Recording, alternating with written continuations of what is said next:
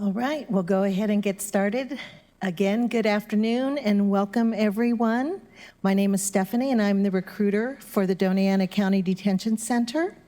At this time, I'd like to ask you to stand and remain standing. We're going to post the colors and then we will have the invocation. Thank you.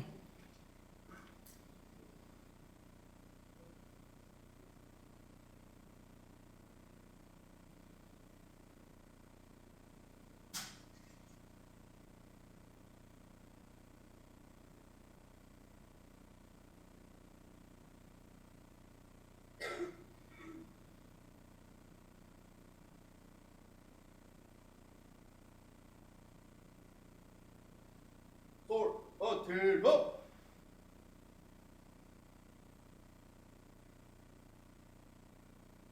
Right, face.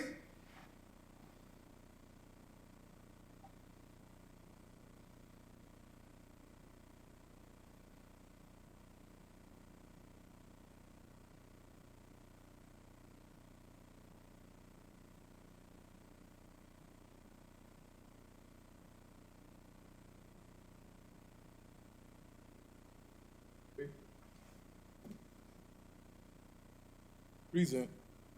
Fellas.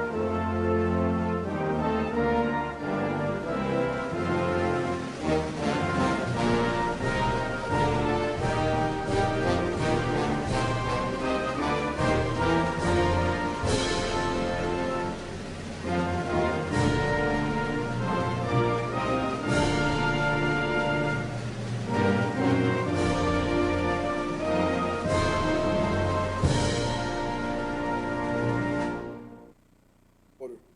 Fellas. Prepare.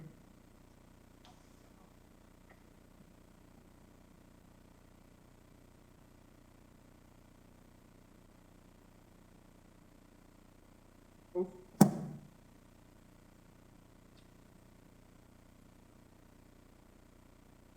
Fellas.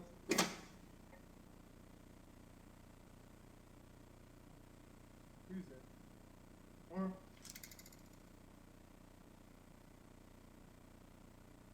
Order. Arm.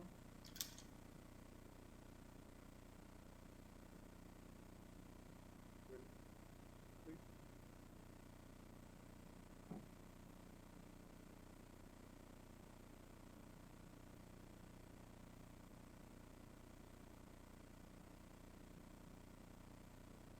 S.O.R.T. Left, face.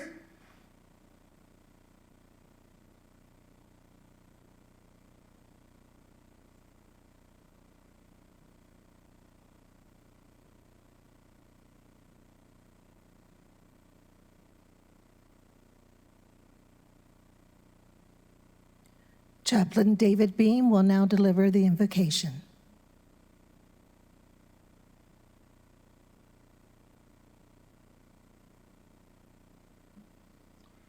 Good afternoon. One of the first here to welcome and congratulate these fine young men in this special operations team. Why do we have an invocation? Is it just a customary thing to do? No, because we believe that God has established law and order when he created this universe. And the Apostle Paul said that the law and order is for those that do good, to reward them, and to punish those that do wrong, that do bad.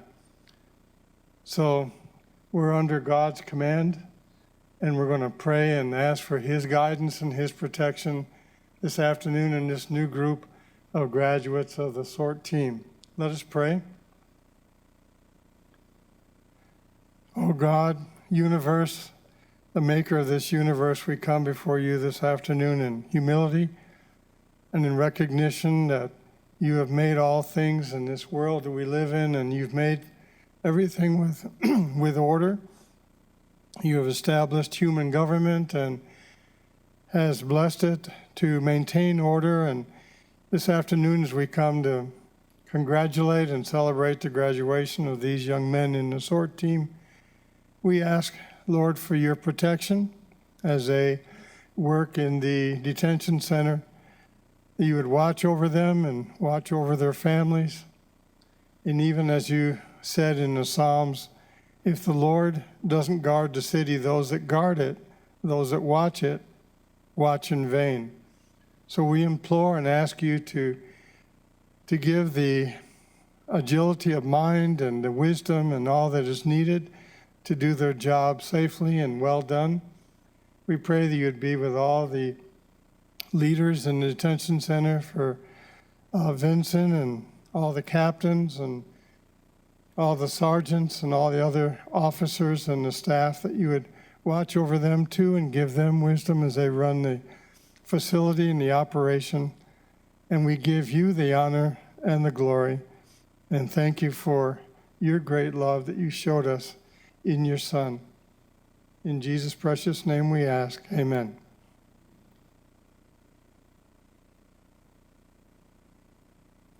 Thank you, Chaplain. Please be seated.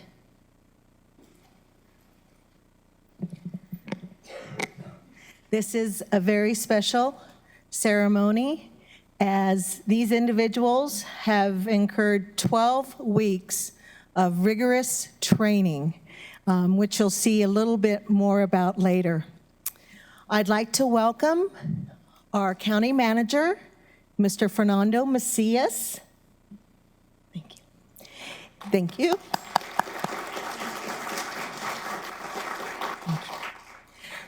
We have Assistant County Manager and Interim Detention Center Director, Mr. Vince Bacluda.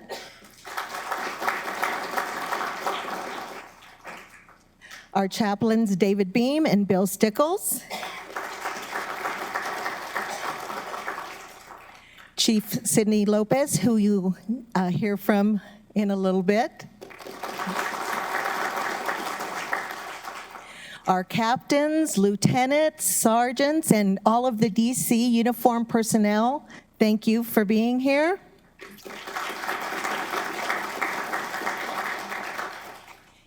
And I see in the audience lots of other uniformed personnel from other entities, and including military. Thank you for your service, everyone.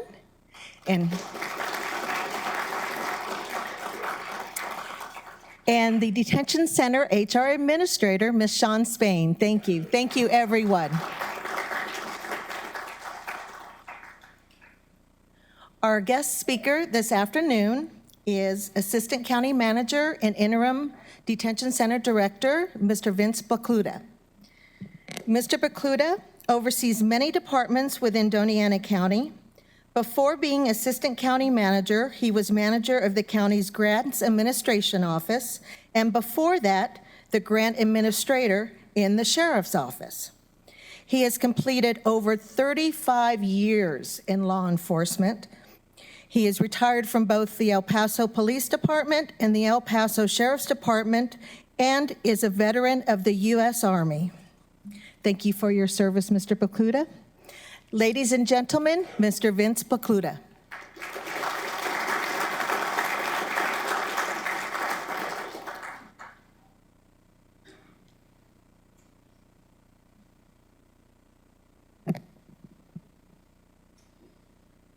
My comments will be brief, and I hope successful, because the boss is in the audience. I certainly don't want to upset him.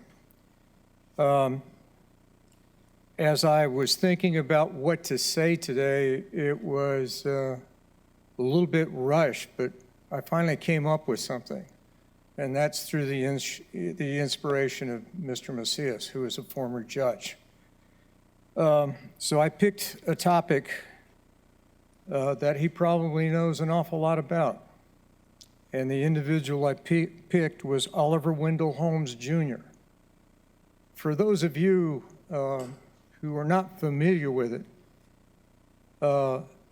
Oliver, not Chief Justice, but Associate Justice Holmes was the oldest Associate Justice on the U.S. Supreme Court from 1902 to 1932.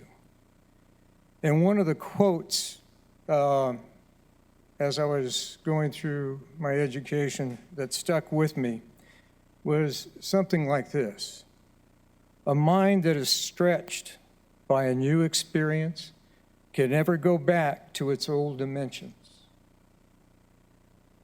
And that was kind of apropos, especially for these individuals that are before you today.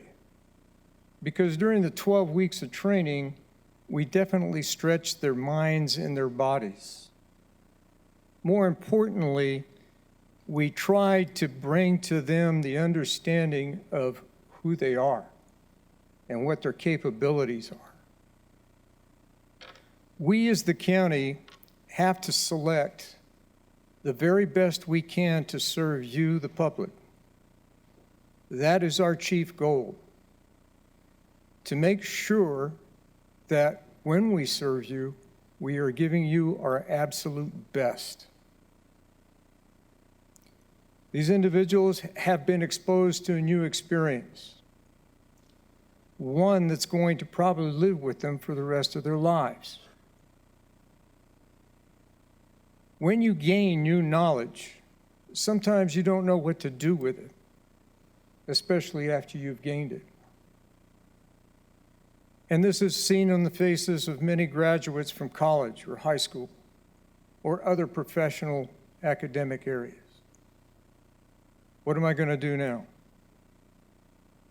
Here, we are tasking them with providing safety and cover for the other officers in the facility, and to also act as role models and give them a target, something to reach for in the future.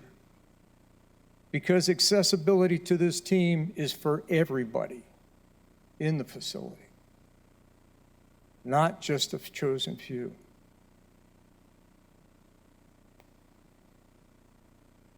It will serve you to gain at some point during the rest of your life a foundation of knowledge upon which to build. And that starts today. That starts with the issuance of your certificate. Thanks to your captains, your sergeants, your lieutenants, thanks to people like Mr. Macias and to Chief Lopez. As the interim director, I didn't do all of this. These are the people that did all the work. These are the people that encouraged these individuals to proceed and to move forward. These are the folks that took on the challenge to expand their mind and their bodies to a new level, one which will benefit the county, benefit the constituents, benefit the citizens that come here.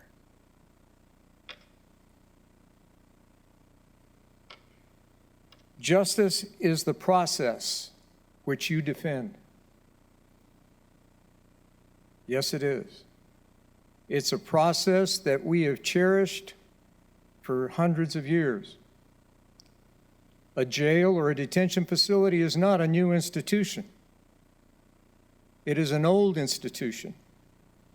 It's as old as the churches, the chapels, and the other houses of government that have been established by you, the constituents, and given to us to protect and treasure. How you treat your fellow men and your fellow women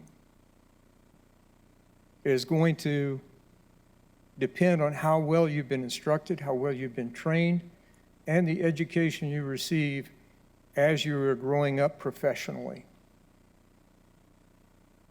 I congratulate you and wish you the absolute best.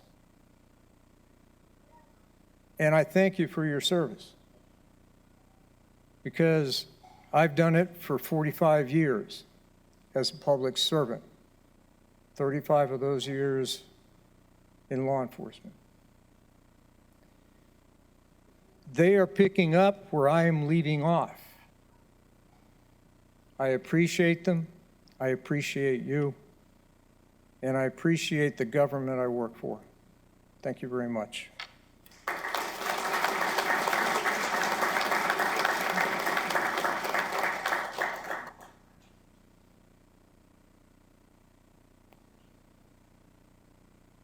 Thank you very much, Vince. For the next section of the program, I'm going to turn it over to Chief Sidney Lopez. Chief Lopez is currently the CEO and Chief Instructor for Tactical and Operations Group US, which is a corrections tactical operations training firm. He brings with him over 16 years of experience in the field of correction and corrections tactical operations. He has held numerous positions in several prestigious sheriff's departments and has helped shape teams from the ground up to include the development of policies and procedures, and has received numerous awards in doing so. He brings military training extended by the United States Marine Corps, its personnel, and other military entities. He is also a subject matter expert and writer for a well-known online law enforcement magazine where he maintains the only corrections column. The magazine is a Tactical Solutions magazine. Ladies and gentlemen, Chief Sidney Lopez.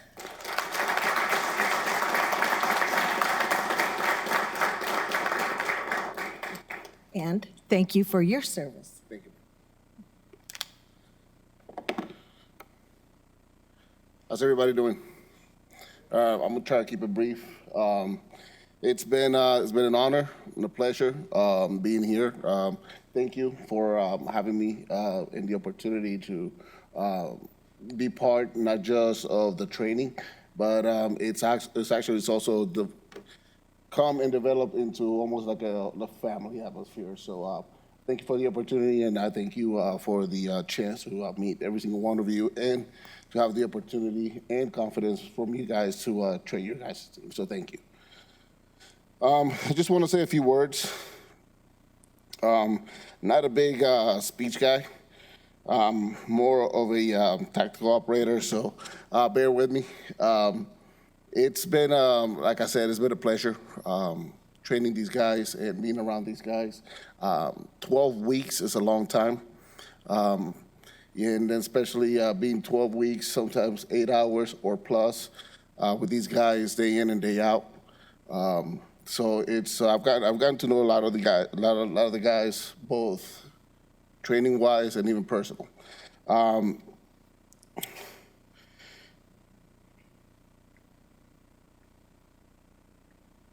Want to thank also the families. Something that a lot of people don't realize. Being a correction officer not only calls upon a special type of person to do this job, but it also calls upon a strong family, husband, wives, kids, to go ahead and make sure that they have the support that they need at home.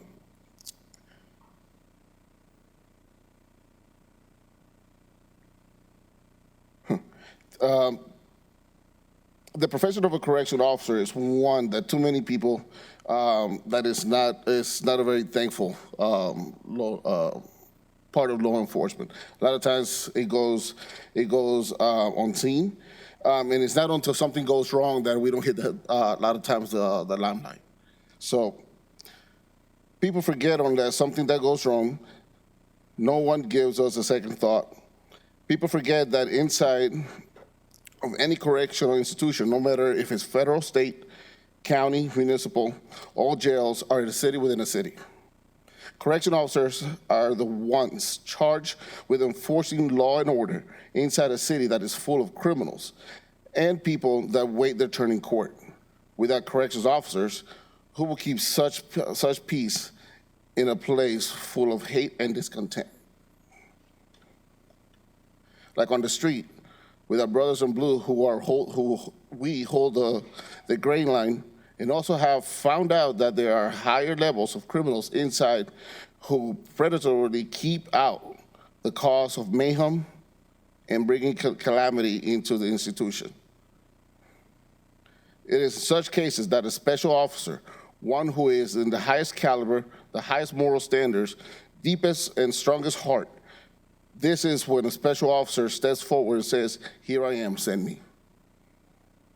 It requires hours of hard training, pain, not just physical pain, but emotional.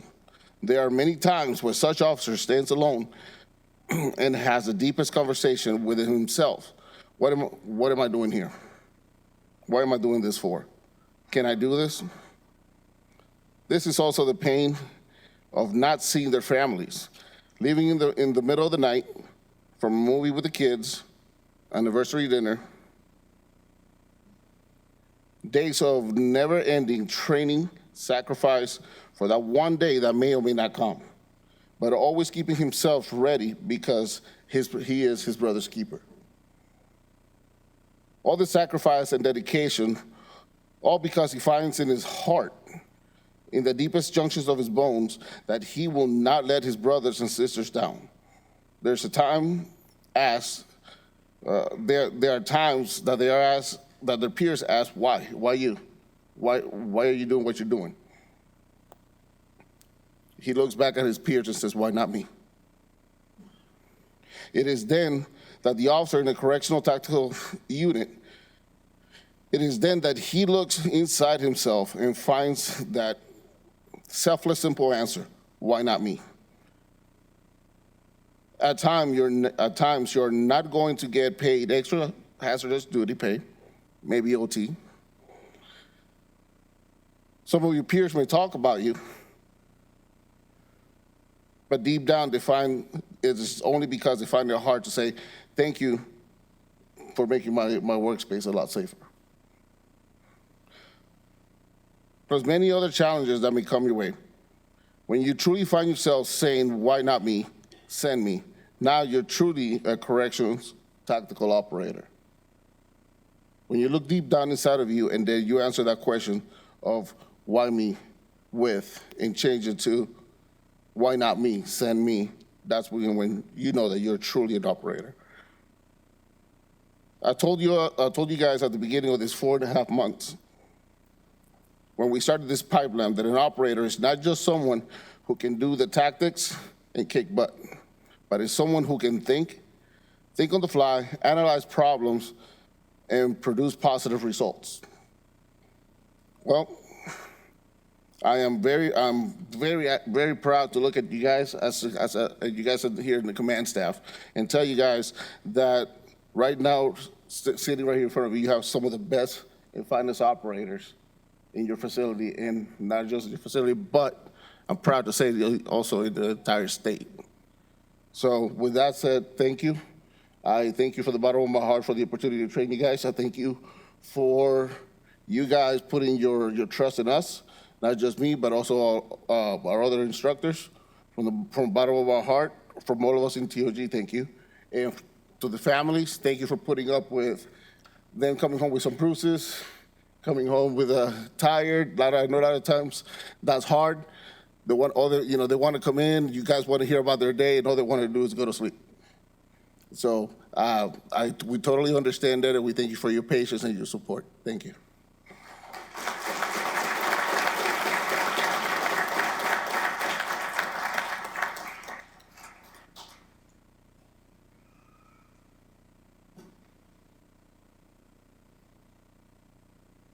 I think we're ready for the video.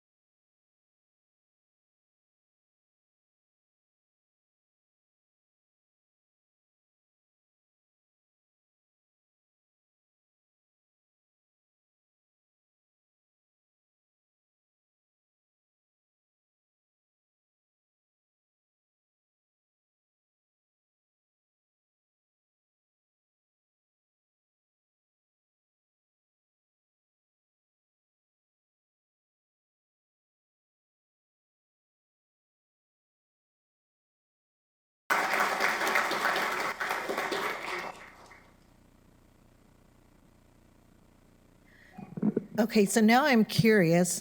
I saw the French's mustard in the video. I want to know how that is involved in tactical training. Just curious, just asking. Okay, at this time, I'll like to invite Chief Lopez back to the podium, as well as Lieutenant Ruben Salcido.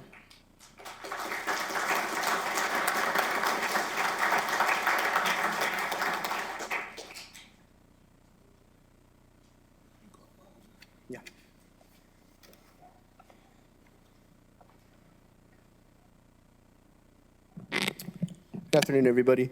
At this time, we're going to pass out certificates for graduation of Tier 1. So if you guys would like to come up into the middle aisle and take pictures of your loved ones, that's fine. Just try not to pass the front row because they're going to kind of go around and shake everybody's hand. Okay? Right, Chief. Right. Start off with Xavier Gonzalez.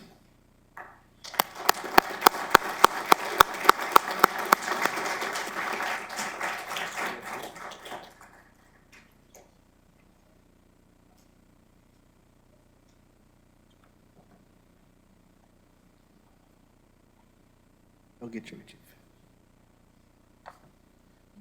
Isaac Legareta.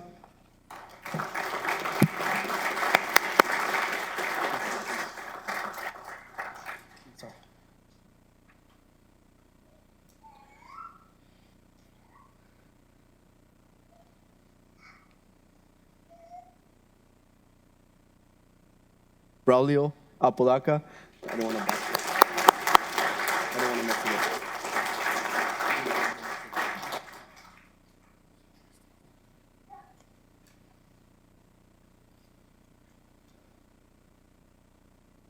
Abel Bustamante.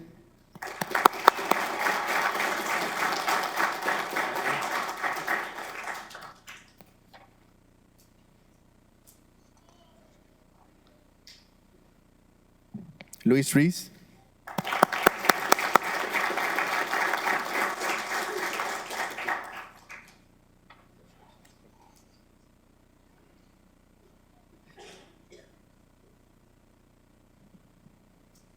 Delco Ortega.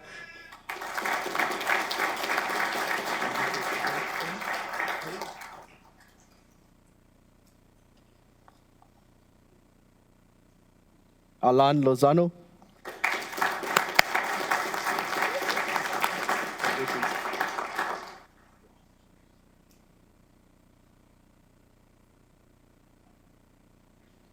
Guadalupe Salinas.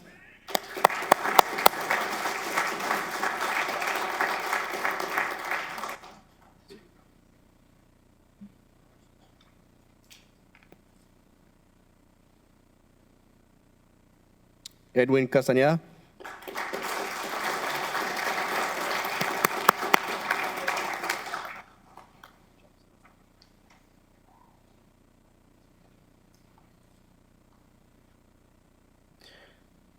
José Torres.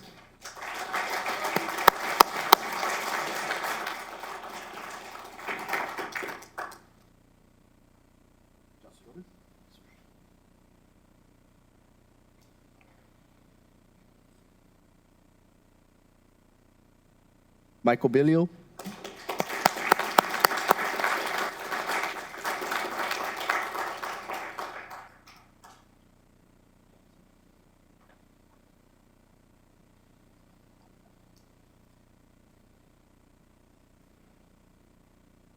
Daniel Barrientos.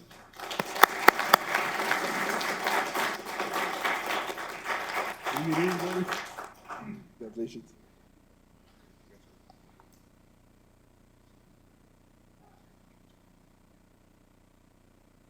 Willie Coronado.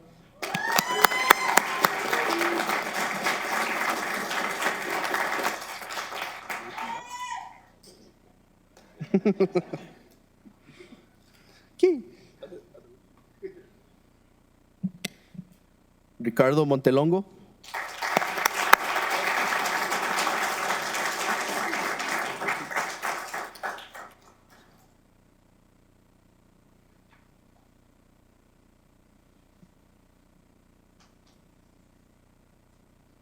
Curtis Smith.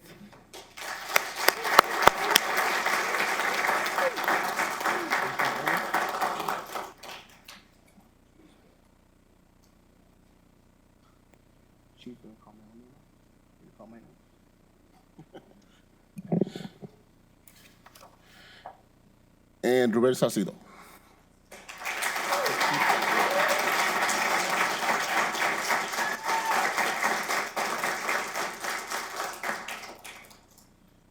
Real quick, for those of you who don't know what a Tier 1 is, it's actually, there's categories within the tactical classification system. Tier 1 is the top of the line. So the work that these guys put these 12 weeks been really extraordinary. So it takes a lot of work, it takes a lot of sweat to get where they're at. So good job, guys.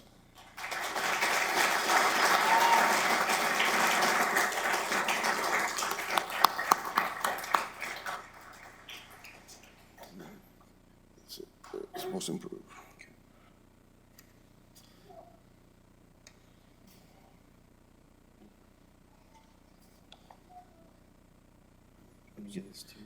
Most improved, and then right after that, let's get the Warrior Award. Okay, that's right. Okay.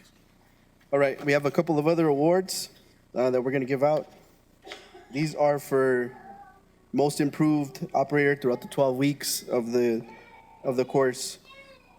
Xavier Gonzalez, please come up.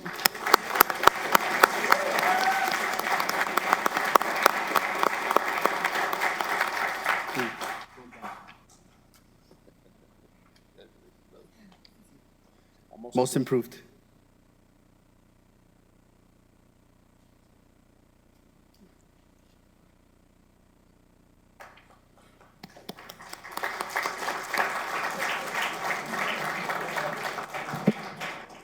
Hey, Gonzalez, you don't have to go that way. You can.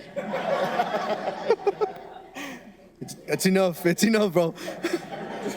Good job. All right. Also, for most improved, Michael Bilio.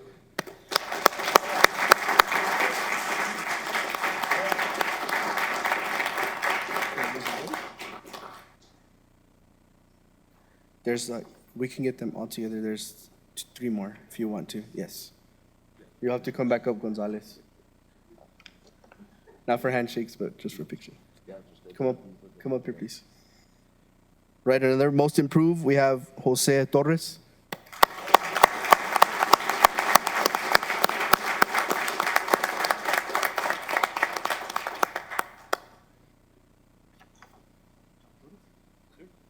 Yes, sir.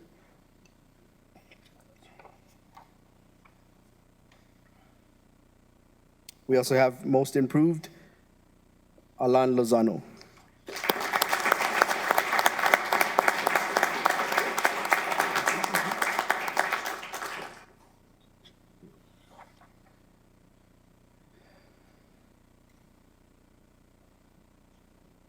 And this next one is going to be a couple of awards to the same person. We have the most improved within the 12 weeks of the training, and we also have the Warrior Award. And those both awards are going to go to Willie Coronado.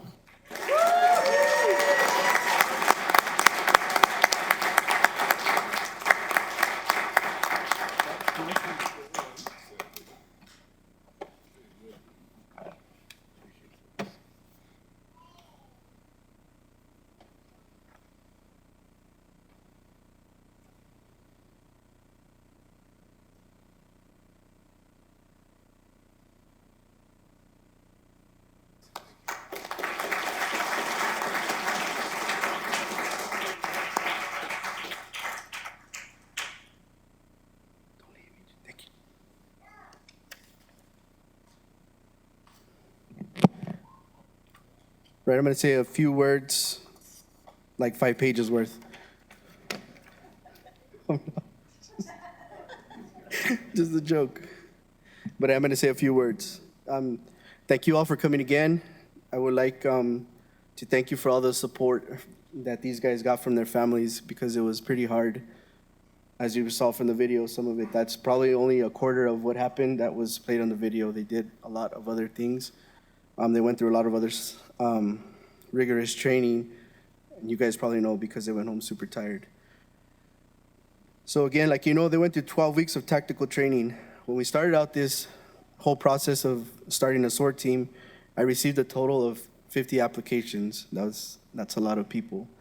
From there, I dwindled it down to 25 people, and that's how we started the training. At the end of the pipeline, we have these guys. They have 16 of them. They're the ones that made it all the way. So congratulations, guys. Good job from here.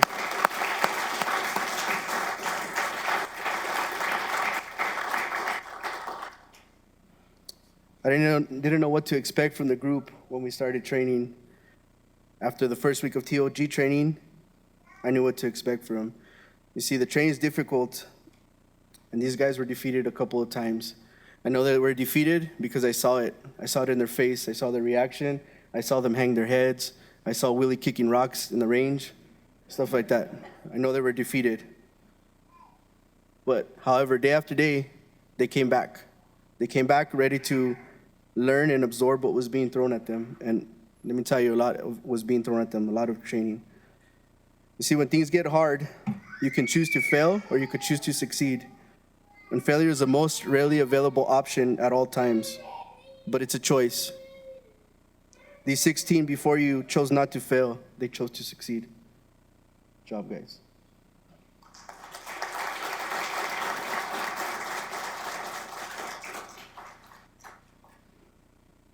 You're all the next generation of DC tactical operators. We will now depend on you to respond properly when we call.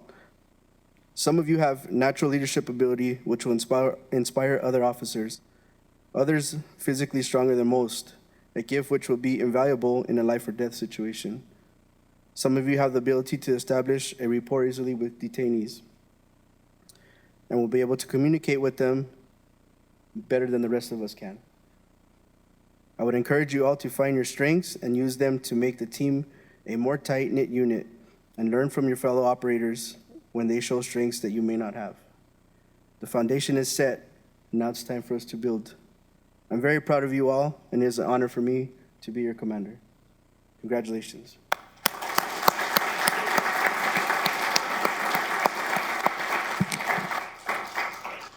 I'd also like to take this time to thank the TOG instructors, Chief Lopez. Thank you, I appreciate it. It was an honor to work side by side by you. TL Salais, I learned a lot from you. Knowledge, big time.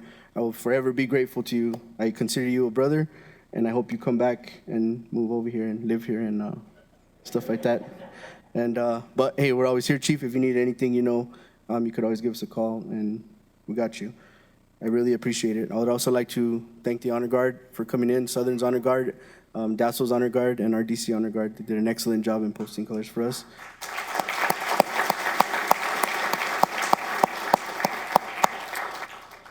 With that being said, I would like to ask Alamogordo PD Officer Delgado to come up. He is previously moved to Alamogordo PD, but he was on our team, and he was a second in command in the team, and he did an excellent job all the way up until he left. I appreciate all the hard work that he did. Would like for him to come up to say a few words.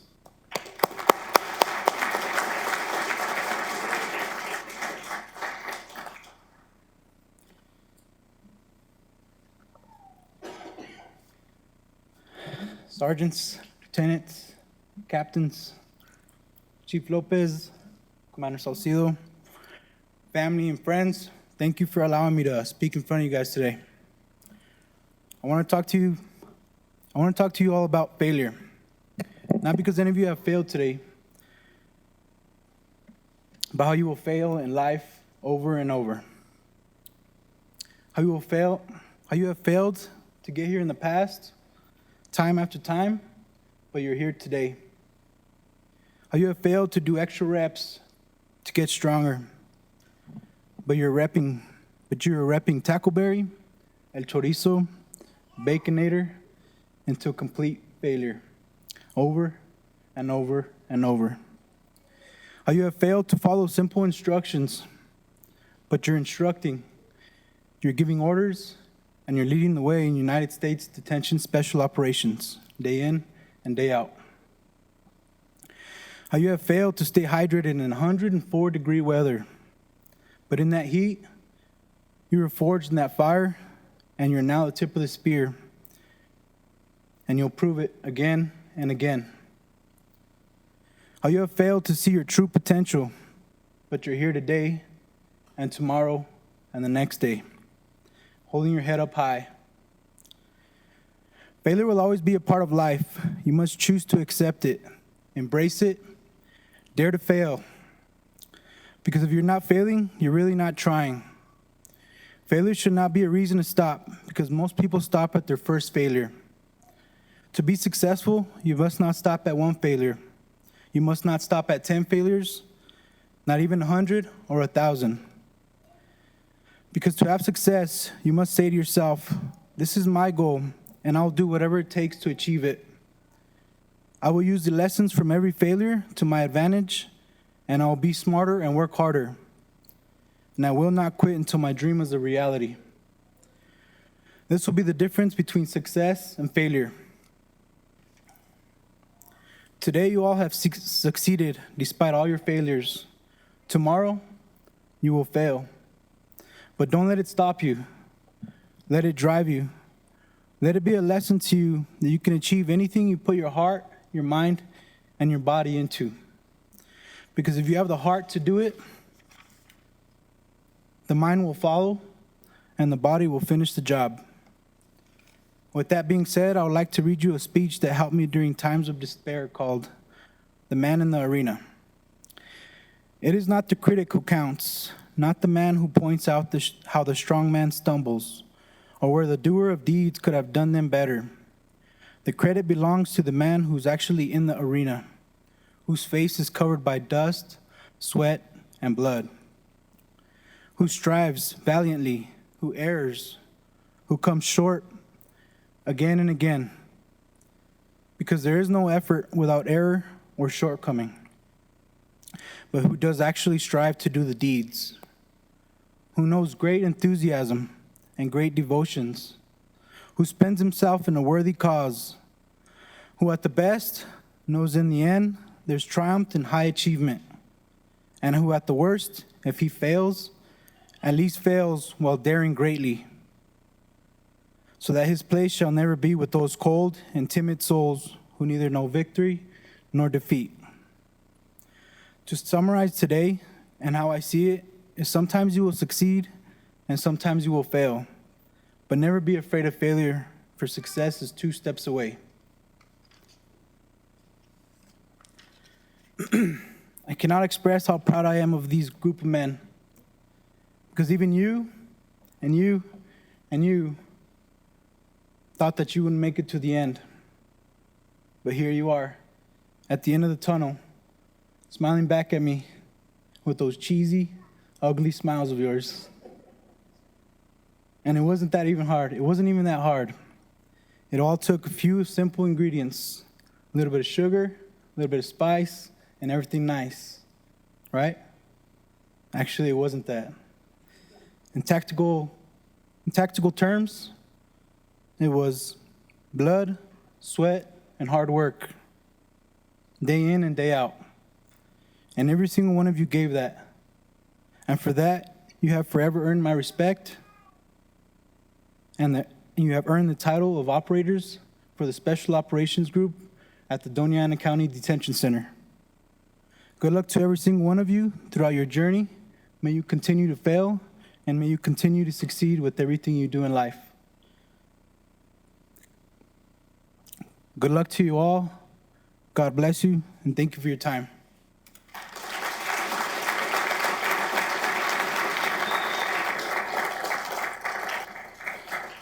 At this time, I'm going to be calling up Senior Team Leader Curtis Smith and Chief Lopez, who will be presented with the plaque for appreciation, dedication, and lessons in life.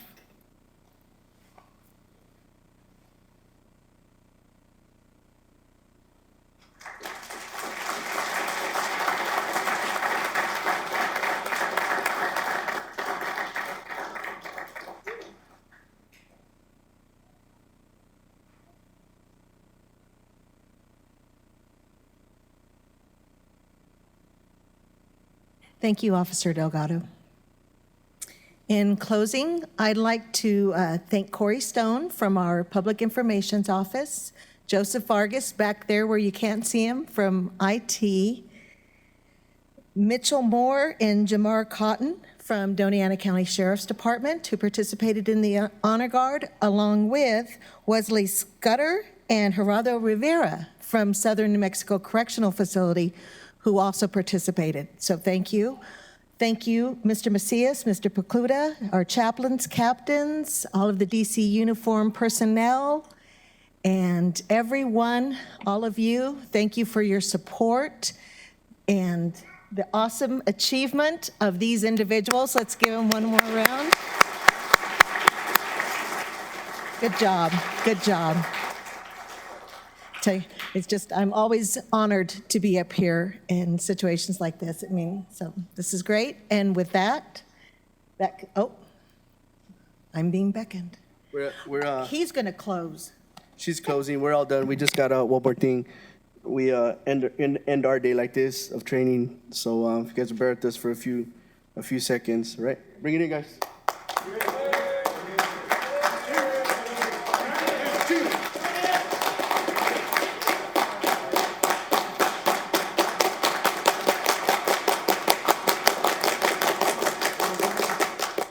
One team! One army! One team! One army! 1, 2, 3, 4!